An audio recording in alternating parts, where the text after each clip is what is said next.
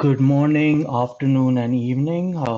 Welcome to the Gameweek Navigators Game Week 3 FPL review stream. I am Nehal, FPL Masala, uh, welcoming you to the stream, and we just go through deep dive into what Game Week 3 was like for our teams and for all the other teams in the Premier League.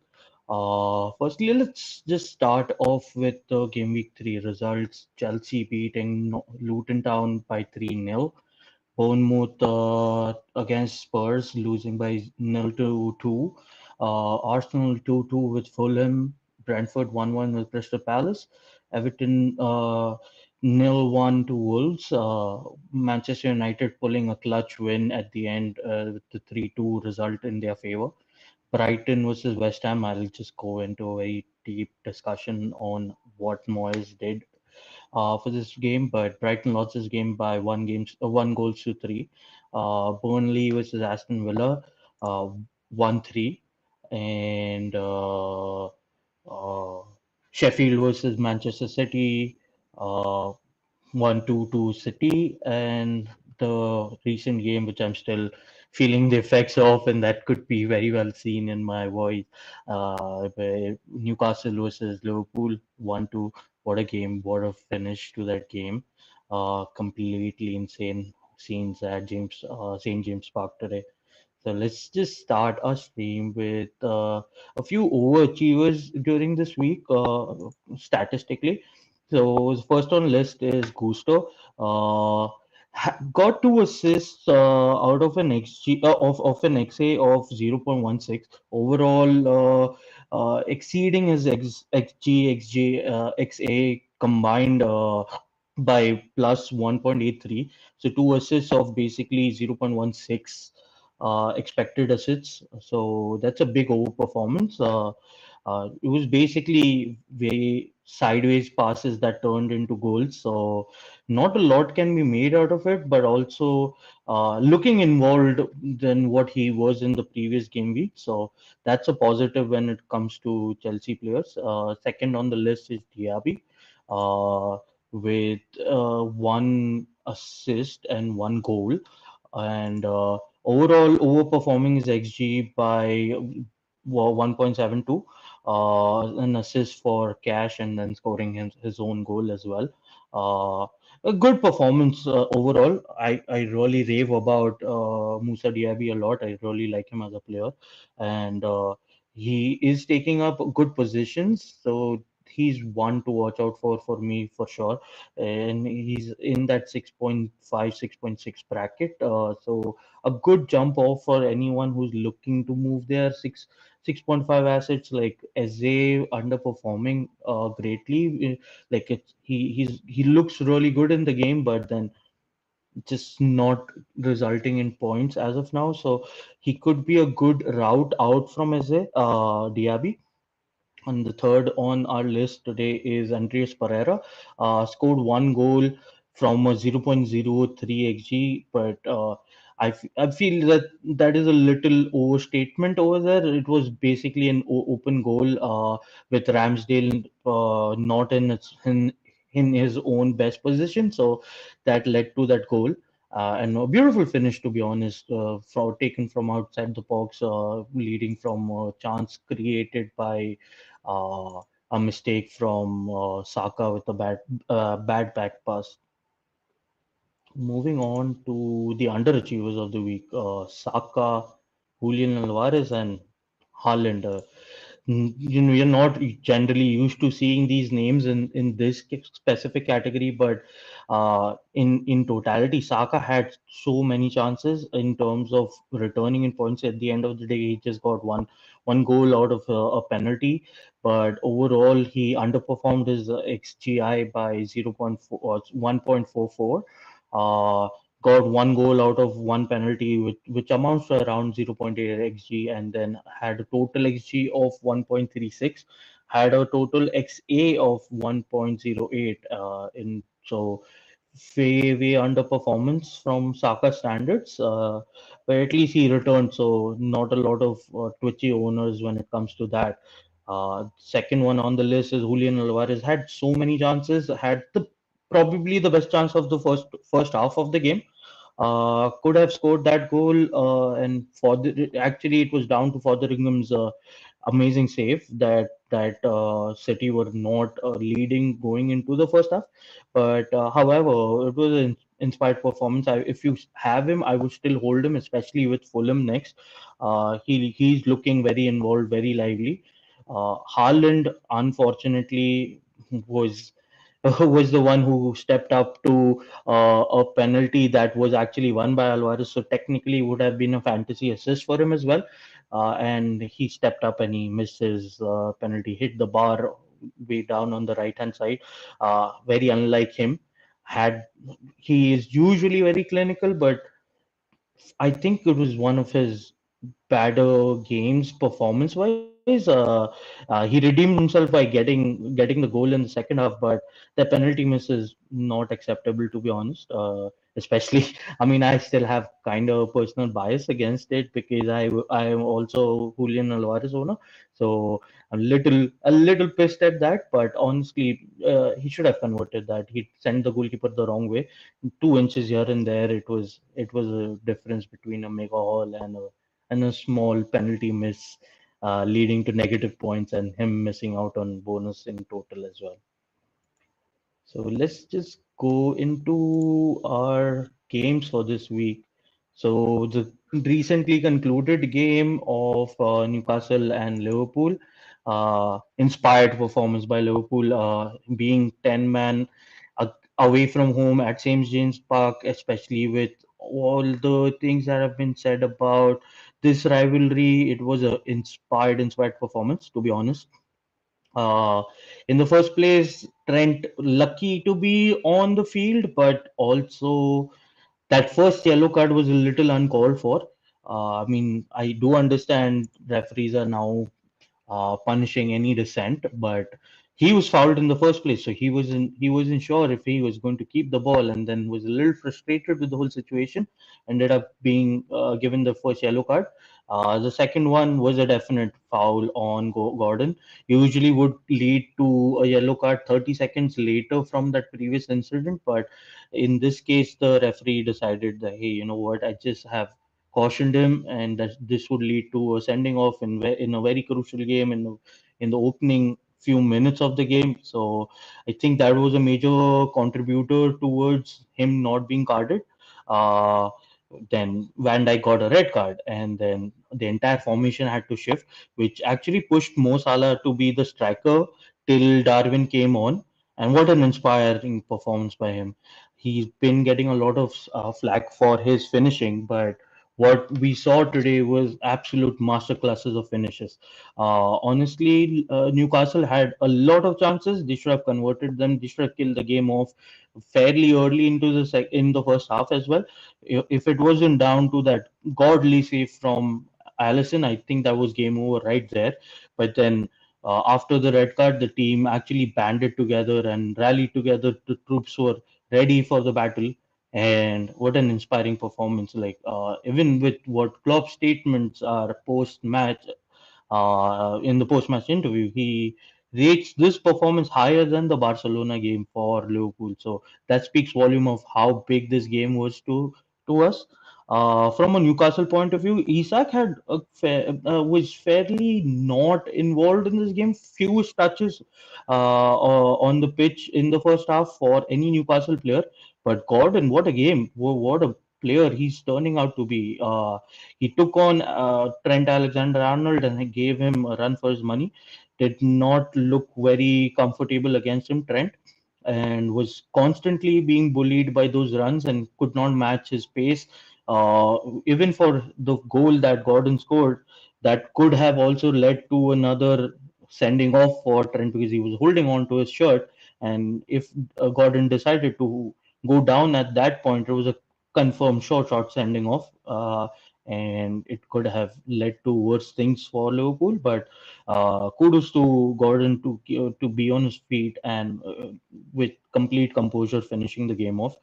Uh, if you look at the attacking momentum chart at the bottom, you could see that Newcastle actually started off on the back foot and then built into the game. And post that red card, it was all Newcastle first half, second half as well, till the first changes that happened for Liverpool and. Darwin Nunes came on. That is when Liverpool actually Jota came on, and that's when Liverpool actually started to link up a little more play on the attacking point of view, and we were looking threatening. They were countering well, sitting back, holding up, and were looking for those chances. The first goal from Darwin, I would say, very lucky for him to have the ball in that possession, but then. I wouldn't call it a very big defensive mistake, but Botman was a little unfortunate over there, and Nunes took his chance and scored the first goal. The second goal, absolutely class of a finish. Uh, what a pass from Salah to him, got into the space and just thunderbolt of a shot. That was a beautiful finish at the bottom right corner of the goalkeeper, and left Pope in no chance to save that one. Again, inspiring game, great for Liverpool's momentum, but not the best performance from Liverpool. If you look at it tactically as well, till the first red card, we were all over the place. We did not know how to anticipate the pace. We did not know how to deal with the attack. But post the red card, you see a team coming together, and I think that spirit would really help Liverpool in the future games. Moving on to the next game, the Sheffield and Manchester City game. Uh, Honestly, very negative football from Sheffield. I mean, they had two touches in the box in till I guess the 70th minute, which is absolutely disastrous when we're looking at Premier League standards, and they did not want to come out of their boxes. At one point, they were at least having 7 to 8 players in the box whenever City was attacking, and fairly negative football in my opinion. Even the attacking momentum will say, they did not look in the game at all till the Walker back pass that led to a chance for them, and they scored off that. But before that was all Manchester City. Julian Alvarez was looking good, but honestly, what City was lacking was a creator. With the absence of Foden, apparently due to some stomach related issues, could not start this game, was not fit to play a complete 90, so was opted to stay on the bench.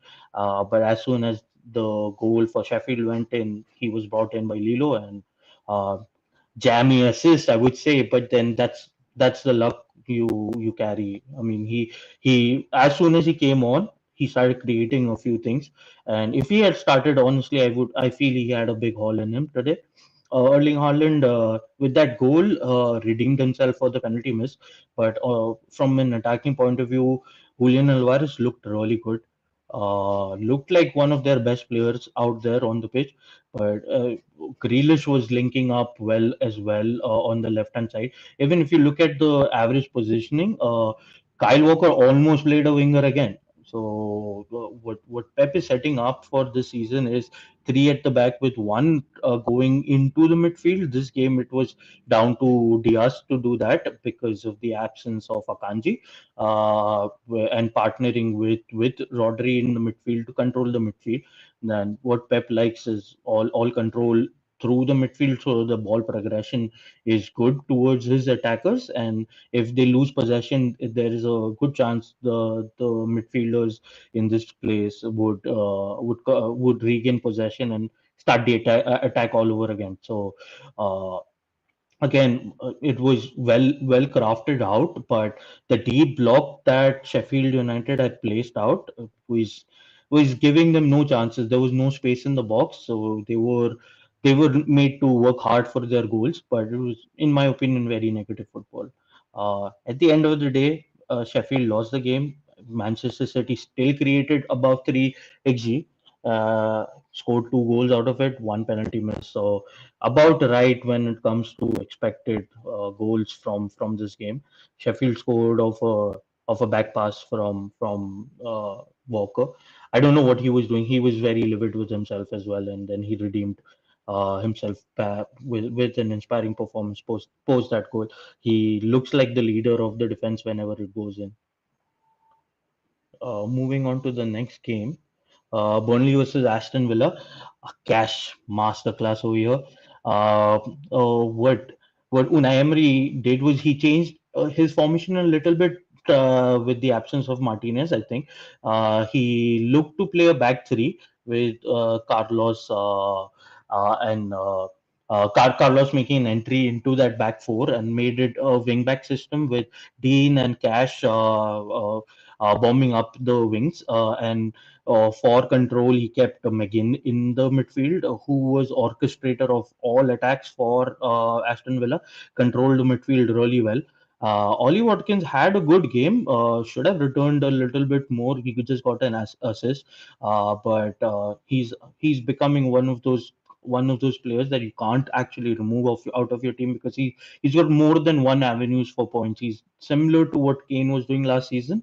Every odd game he would still come up with one or the other assist or a goal or here and there, and then you can't find ways to keep him out of your team. I took that gamble, which unfortunately did not pay off. But if you look at his performance, he is looking like a player to own from Aston Villa. And if they keep this wing back system going forward, players like Dean or Moreno, whenever he's fit, and Cash would become really good options because what Cash was doing was he was cutting in through the wings and becoming almost a second striker kind of position that he was taking up. He was running those channels well and was popping up in half spaces between the Burnley defense as well, and giving Burnley a difficult task to actually mark more than two players, which they had originally set out to do. 2 goals. And a big return for anyone who owned him or any jammy points that came out of the bench. Another great game for Aston Villa, I would say, and they're looking very solid. Uh, Created a total XG of 2.44, scored 3 goals out of it. Only again, I don't know. For some reason, I had very high expectations from Burnley, and in the two games that I've seen of them, they are not looking up to the mark as of now. But it's still early days. Players need to adjust to Premier League standards, and I still think this team has it in them to avoid relegation, and they would be one of the promoted teams that would still stay up. Let's move on to the next game. That's Brighton versus West Ham. Complete Moyes masterclass. Does this against any high attacking team, sits and sits and sits and breaks on counters. And who is the best to do that with? He's got pace in Jared Bowen. He's got physicality in Antonio.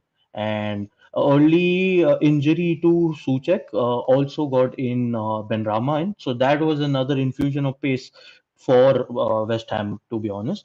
So all in all, a great game for West Ham and complete Moyes masterclass. They did not have a lot of possession, did not have a lot of attacking intent. Brighton kept on piling the pressure and they did not crumble. So that was the only difference between the two teams. One team could not handle the pressure. One team handled the pressure and waited for their opportunities. Brighton kept on going on their wings and tried to create chances. Estopinian had one good chance in the game, fluffed his lines. Then later in the game had a short corner given to him, fluffed his lines again. So one of those days for Estopinian, I would say. But he wasn't offered too much space to run into the box. He was just offered the space to be the overlapper and not the inverted fullback that De Zerbi wants him to be. So that was a little putting off for him. So that created his attacking potential to come down. But overall, what Moyes does is great when it comes to this. He just sat back, waited for those counters, and exploited them. Three brilliant goals, one from a defensive mistake, but the other two were. The second goal, especially for Jared Bowen, that run, he was almost in his own half, ran to the other end of the pitch and finished that with the first touch and first control of the ball. Amazing goal again, and then with Antonio's goal as well, created one goal and as well as scored one goal. uh, Looking like very hot as prospect when going into the next game week at least. And I was looking into his post match comments as well. He is hungry for goals. He said that he wanted to get another goal and he had that opportunity and he missed it. So he was a little tough on himself on that, but that is a mark of a hungry striker who's looking to prove himself and looking to get more goals for his team. Uh, Overall, West Ham are looking like a decent team. Assets to own from them, surely Areola if he's first choice, and I would also look at Ward Prowse and Bowen alongside Antonio. Depends on what kind of issue your team currently has. But if you want to go for Areola, I think he looks fairly nailed as a first choice goalkeeper as of now. Manchester United versus Nottingham is our next game. What do we say? Initially, Nottingham Forest was dominating the game from that corner from Bruno. Uh, from Bruno, not the best corner, but that converted into attacking chance for Aveni, and beautiful finish to be honest. And he outrun players like Anthony and Rashford.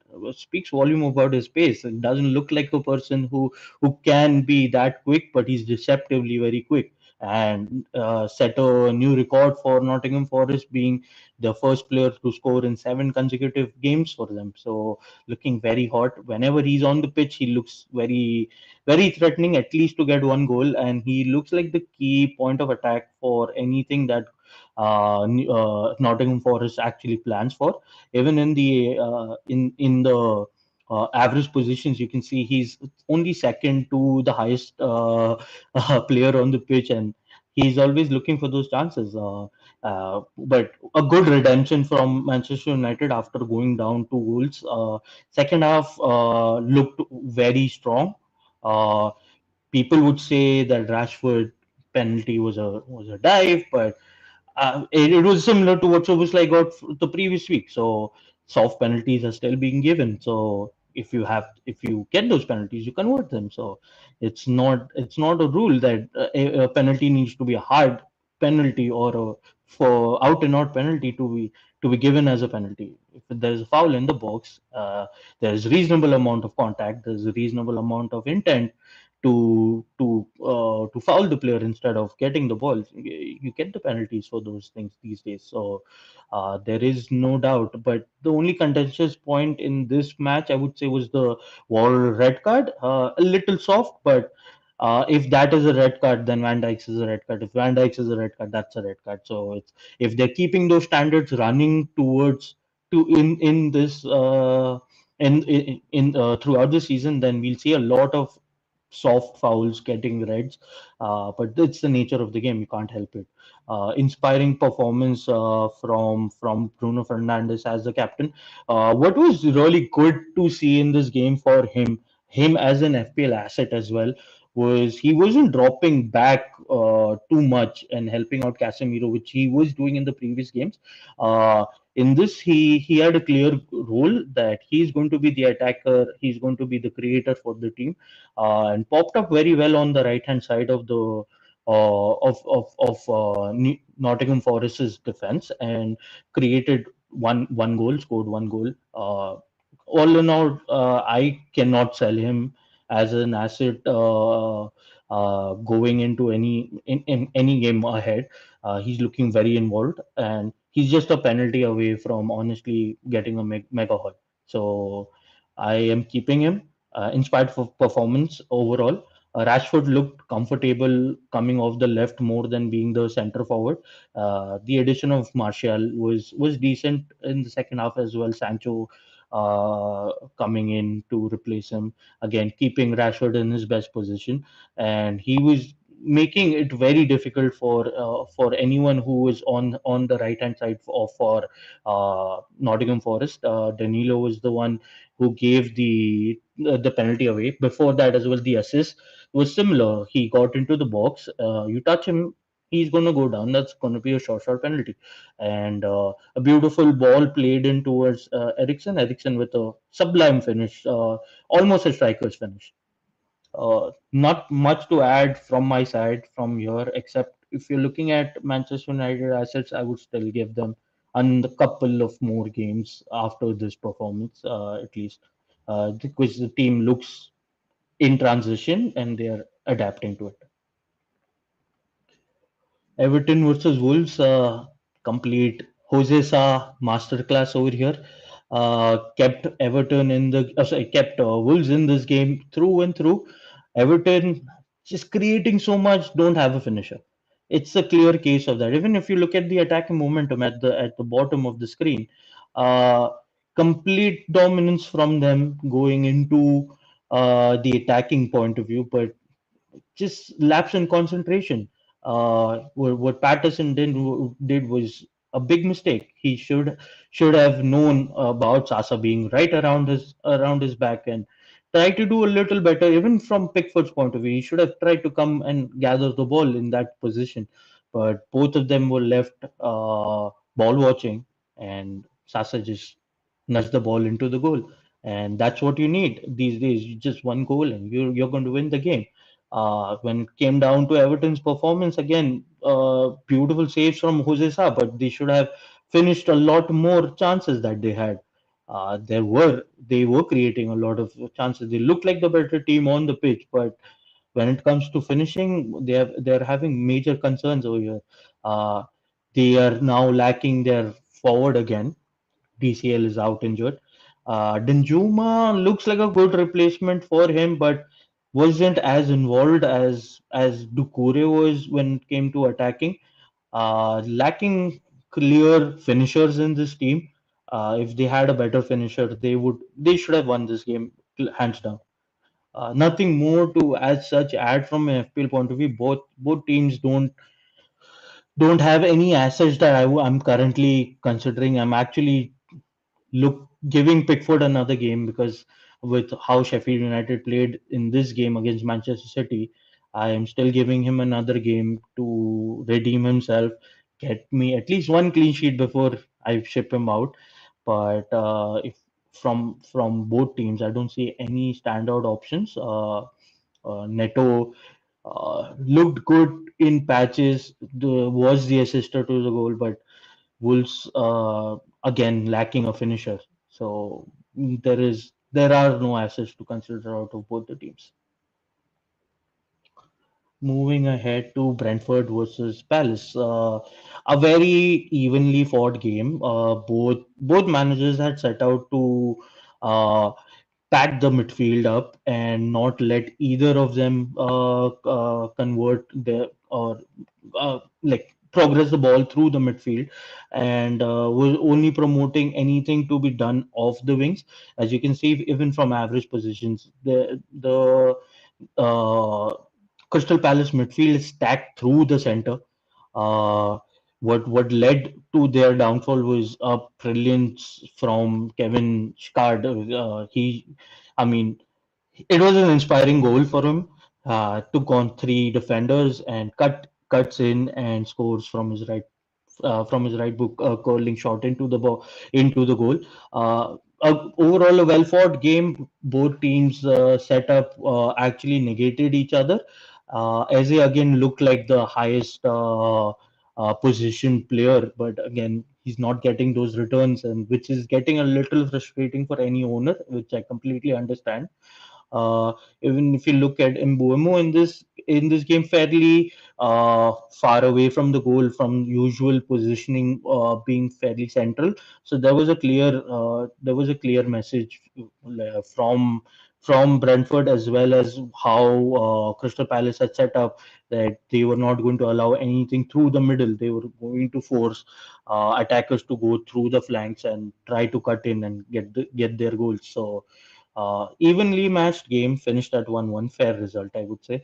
Any assets to consider from this? I would still the value of Mbuemo as an asset with around 6.6 right now.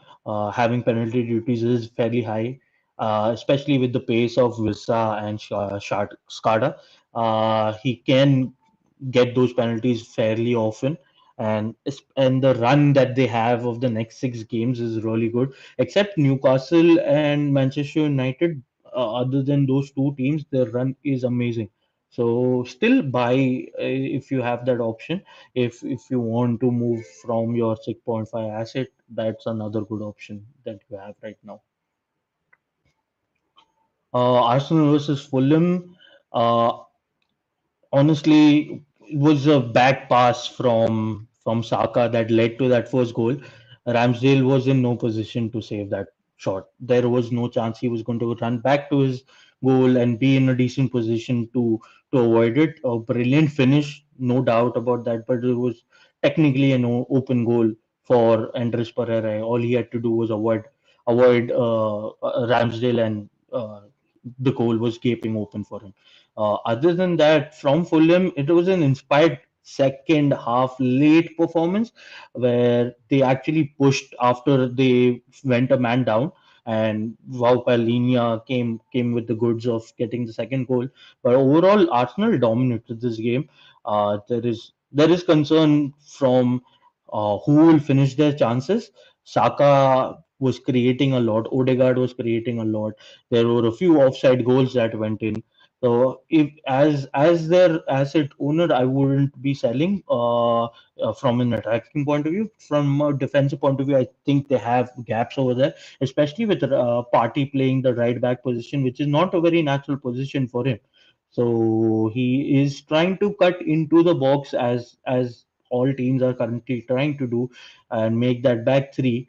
He is often found out of position and does not have the recovery pace to actually come back and defend his ground, giving a lot of open spaces between the three defenders, and leading to a lot of goals going in through there as well. Ben White is almost playing as a hybrid centre back right back at points because of Partey's positioning being so wrong. Uh, so from a defensive point of view, I am looking to sell their assets, but from an attacking point of view, they still look like a decent team. Still building into what their best team looks like, even from a formation point of view as well as from a personnel point of view. They tried Nketiah. They tried Trossard through the false nine position in this game. Wasn't too involved, to be honest, which warranted his substitution to Nketiah, who came on when Fabio Vieira came on, and both actually turned the game around a big time for Arsenal, with Nketiah getting the goal.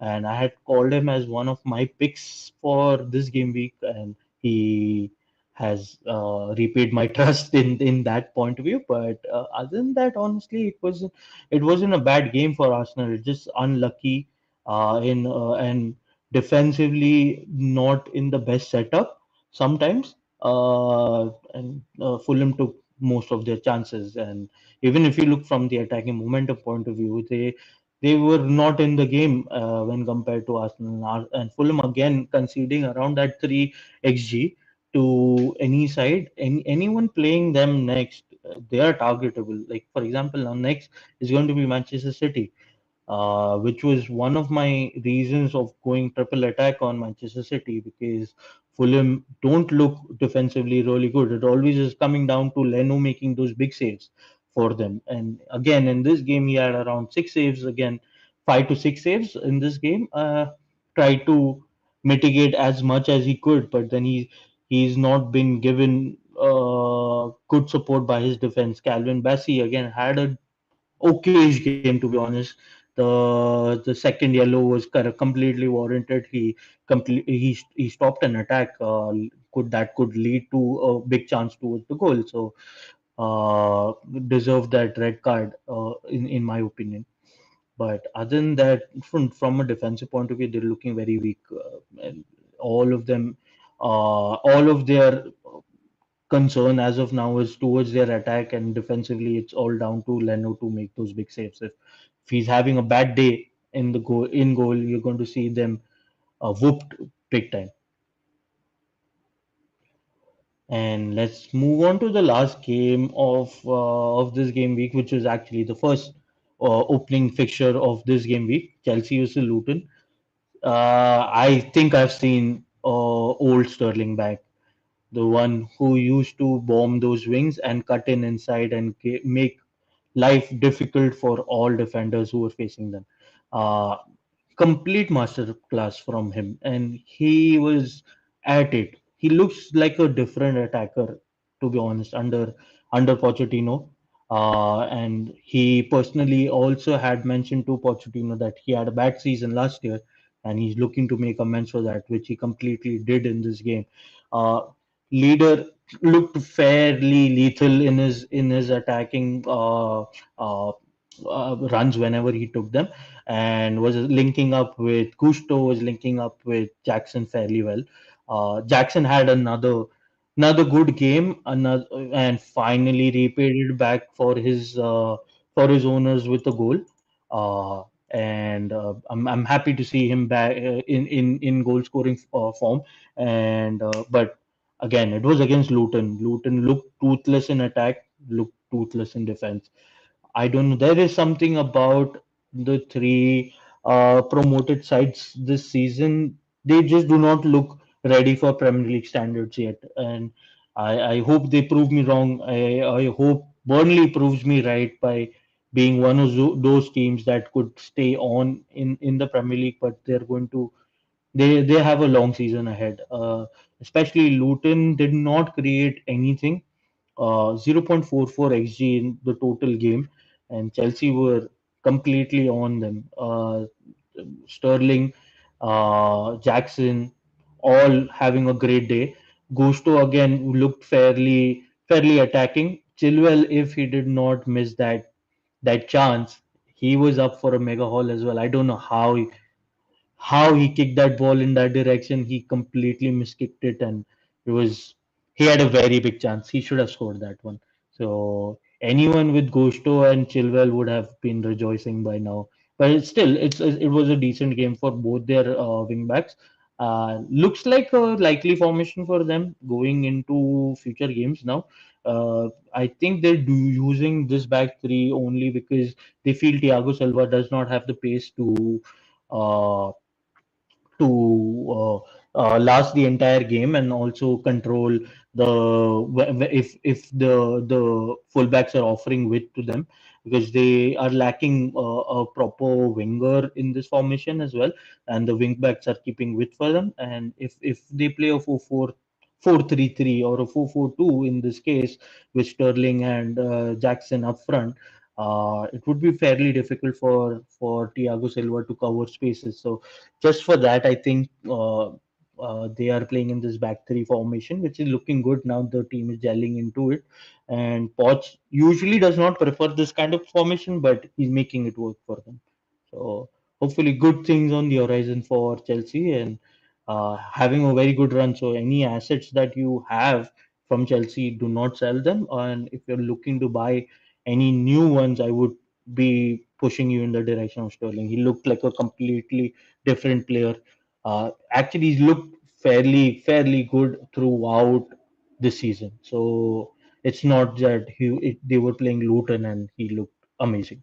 He is looking like one asset to own from Chelsea. If you have the funds, if you have the position available, you can go for him. I'm not completely sold on the idea if I want to change my assets around yet, but yeah, I am looking at him personally.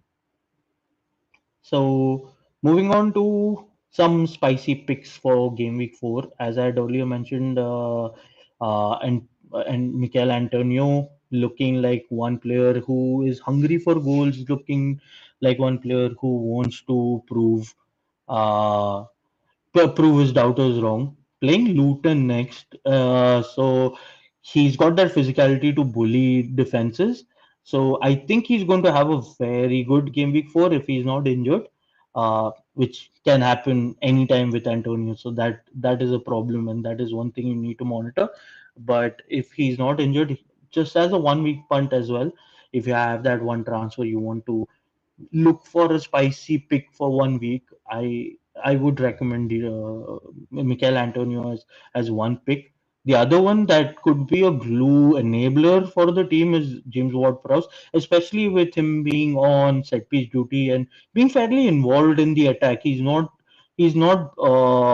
assigned to be the sitter in this team. He's not assigned to be the one who's only doing the ball progression. He's assigned to also be a part of the attack, so that adds to his value, and he's always been a clinical finisher, especially with those free kicks in his kitty. He looks like a very strong asset to own.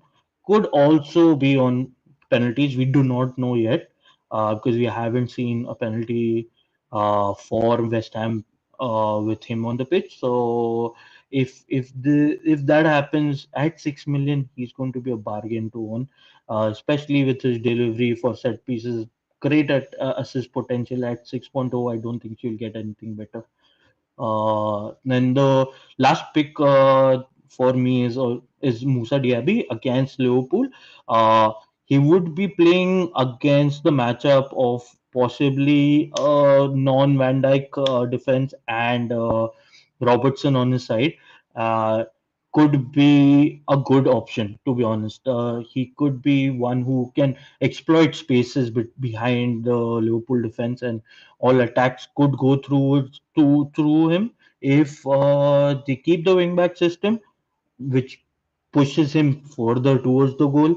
So it makes him a better pick in totality as well. So uh, I like Diaby. I honestly, I jokingly always call him my boy, and he always proves me right. I like him as a pick going into game week 4, and for the future fixtures for Aston Villa look really good as well. If you look at their fixtures alone, they read as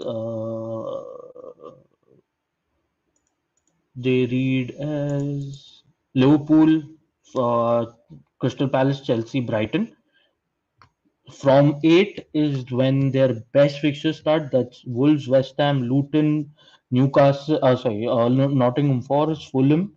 That block of fixtures, if you're going to play a wild card around that point, look at all Aston Villa assets. They look like a good team. They are very attacking. First game against Newcastle can be discounted for as one game where Mings got injured and their defensive stability was not at its best, especially that Highline got exposed a lot. But for future game weeks, I would still consider them as big options. And that is all from me from now. If you have any questions, you want to ask anything, you can feel free to drop in the chat. I would be here for another 2 minutes before I head out. I just have one comment from Bangla FPL. Thank you. Yeah, yeah, that was a big comeback, and we needed this going into the season. We needed the team to show the world that we can band together and put in an inspiring performance. We absorbed the pressure, which is so anti-Liverpool. We are always on the front foot press. This game, after being one man down, we cautioned on the pressing standards that we have set for ourselves, and every time we pressed was only on a bad turn or a bad pass or a bad touch. Other than that, we held till we found those opportunities. The inclusion of, I would say, in the inclusion of Jota, Harvey Elliott, and Darwin changed the game for us. Uh, Harvey Elliott really put a good performance in the midfield. He will go really unnoticed in this performance because there are no metrics to show his performance. But honestly, uh, he had a very good game coming off the bench. In addition to that, Salah's pass for Darwin, that was sublime, and Darwin had a really good game. I mean, I can't highlight it any further that a hungry Darwin is a very scary Darwin. If you get him hungry enough and get his finishing to be a little better, he is a world beater. But that is a very Liverpool bias from my end. So I don't see any questions coming in, so I'll just call it a wrap. If you like what you saw today, just drop us a like, subscribe, click on that bell icon for any future videos that we put out. Our next stream should be on Wednesday. It would be the Game Week 4 preview stream, and you can discuss your dilemmas with our team over there, and they'll be happy to assist you. If you have any other questions or if you like the pod, just drop us a comment and just tell us if you're lacking something or if you need something that we should add to our review stream, and it will be much appreciated. Anyways, let the arrows be green for everyone in the upcoming game week. Signing off till next game. Thank you.